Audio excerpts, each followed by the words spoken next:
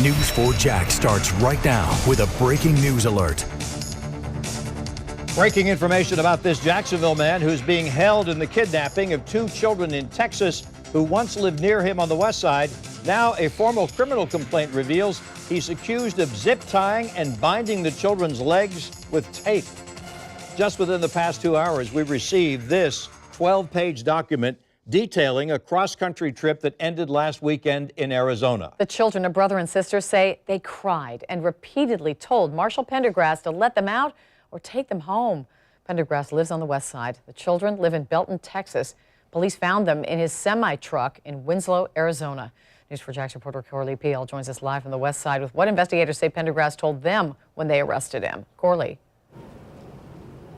He says this was revenge because a couple years ago he bought the girl a vape. She got caught and he was banned from seeing her.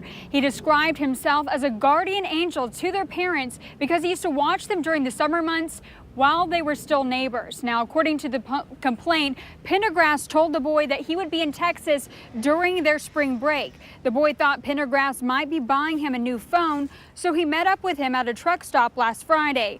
Police say Pendergrass told the boy to leave his current phone at home or to make sure it was dead. The sister was supposed to come sign paperwork for the new service, according to police, but they picked her up at a friend's house. As Pendergrass continued driving, the brother and sister began questioning where he was taking them and demanded he take them home. Pendergrass told them that his GPS was broken, and when the kids woke up the next morning, Pendergrass told them that there was bad news and they weren't going home, but instead they were going to Nevada. The complaint shows Pendergrass put 4 zip ties on the boy. He then duct taped and tied both of them up. Police pinged his phone at a truck stop in Arizona, and that's where they found the children and arrested Pendergrass. The complaint shows that Pendergrass took them on trips in the past. Police also say that he's been accused of being a child molester. Now, we are still going through this complaint, and we'll have more updated information tonight at 10. Reporting live from the west side, Corley Peel, Channel 4, the local station. A teacher at Trinity Christian Academy has been fired over what we're told was an inappropriate relationship with a high school student. The private school on the west side alerted both parents and police. The teacher's name has not been made public. News 4 Jax reporter Brittany Muller is joining us live from Trinity Christian, where she's been learning new details about this teacher. Brittany? Tom, I spoke with a former student who now works at the school and graduated just last year. He tells me the former teacher was a Bible school teacher and a soccer coach. Trinity Christian Academy says it's fired one of its high school teachers who is accused of having an inappropriate relationship with a high school student. I mean, when I heard about this, I was in complete, all in shock, just about the fact that it actually happened. James Baltz is a former student who says the fired teacher was popular among students. It's just completely awful that it happened in this environment, especially, in a Christian environment. The private school sent News 4 Jax this statement. On Tuesday, TCA reported an inappropriate relationship between a high school teacher and a high school student to our local law enforcement. In addition to the reporting, we have terminated the employment of the teacher. Is that pretty scary as a high school student hearing something like this is happening at your school? It is scary because it's something that could happen to me. It's something that affects all of us. TCA sent this email to parents this afternoon, reading in part, "We are deeply saddened by this situation because it is so far removed from our standards and values to which we hold our faculty and embrace as a school." In that email, the head of the school says he is committed to providing care and support to all the families and students affected. And we have been checking JSO's website to see if there have been any arrests made, and none at this point, but we will keep you updated.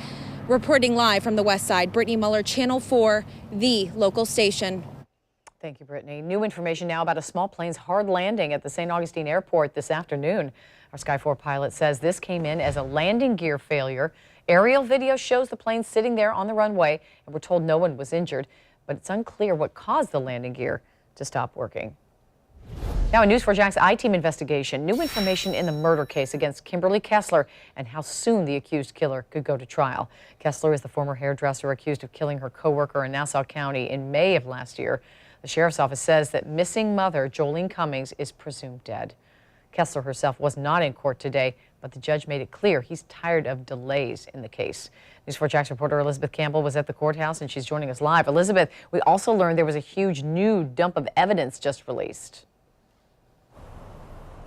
That's right. It's 19 discs of jailhouse phone calls from Kessler inside the jail. And these calls were released to the defense on Monday, and we don't have access to them just yet.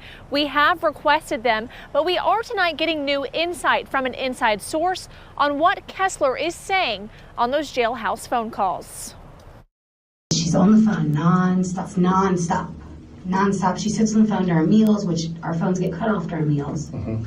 And she just sits there and talks. That voice is of inmate Molly Cash, describing Kimberly Kessler's behavior in an interview with the FBI and local investigators. Cash is accused of shooting her girlfriend in an Amtrak parking lot last year. Shortly after Cash's arrest, Kessler was moved from the Nassau County Jail to Duval County, near Cash's cell. She has 18 different people. That she's 18 different people. Okay. It was 14, now it's 18. Cash tells investigators Kessler seems to think she's talking to her mother. She's unsure if those are actual or fake conversations, but Cash heard her talking about Jolene Cummings to her mother. And she says that the person, that lady, had her son. And so she had to go and get her son. And when she says that lady, do you know what lady she's talking about? The one that's missing in Nassau County. Okay. How do you know that?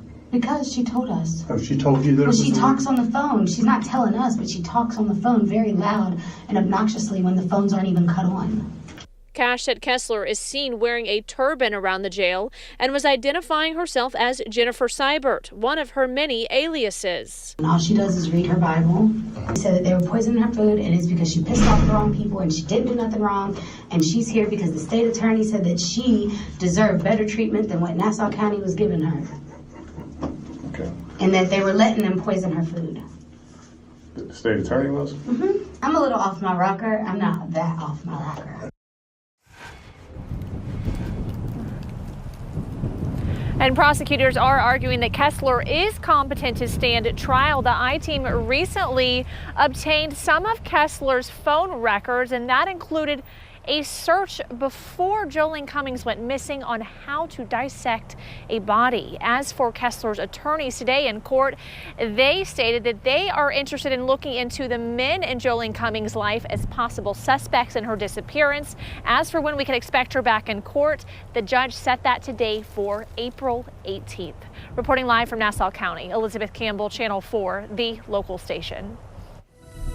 Also in Nassau County, an SUV crashes into a popular Fernandina Beach restaurant, injuring an employee who had to be taken to the hospital. The accident was at Parkway Grill at South Fletcher Avenue and First Coast Highway. You can see these new images. The SUV barreled right through the front door and ended up completely inside the restaurant.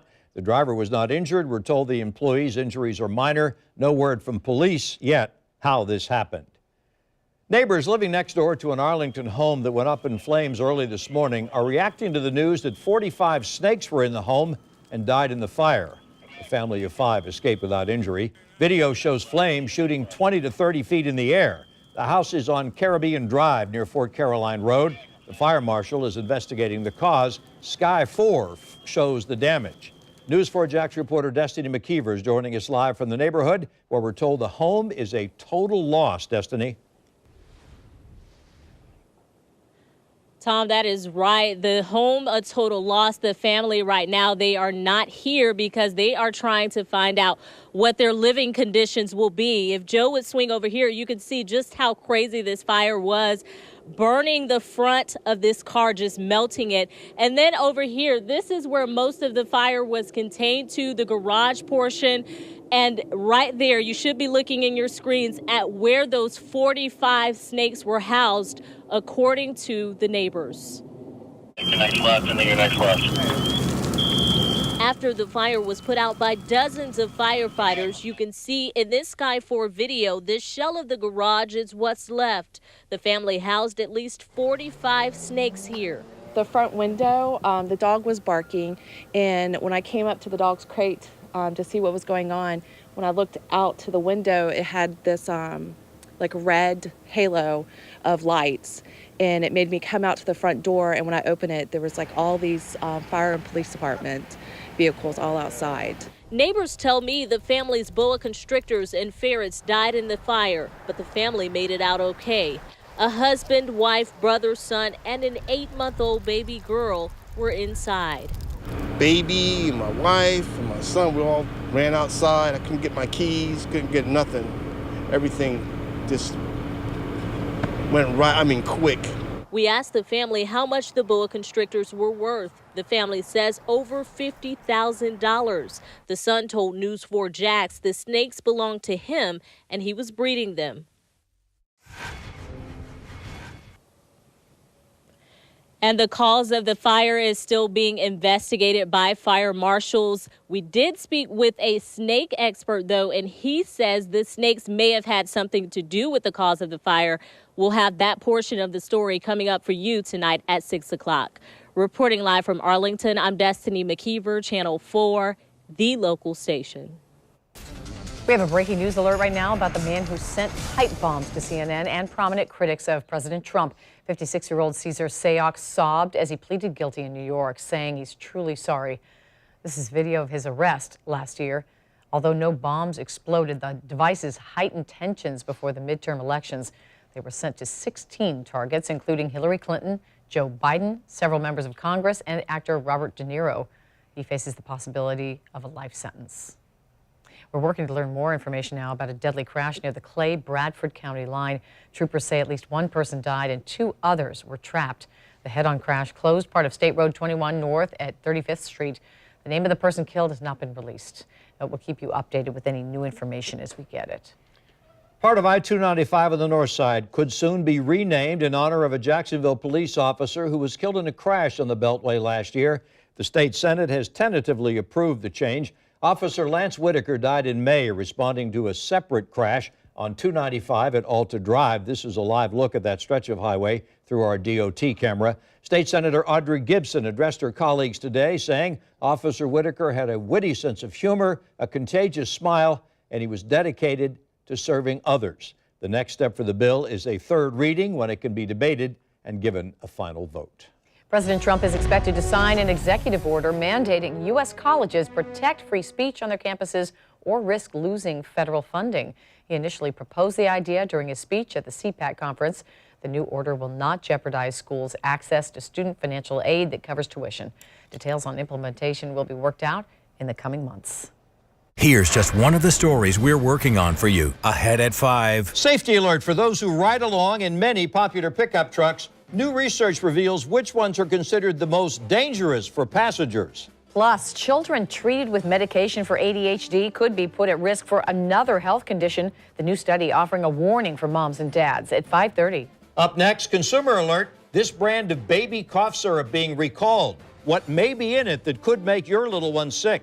Next on News 4 Jax at 5.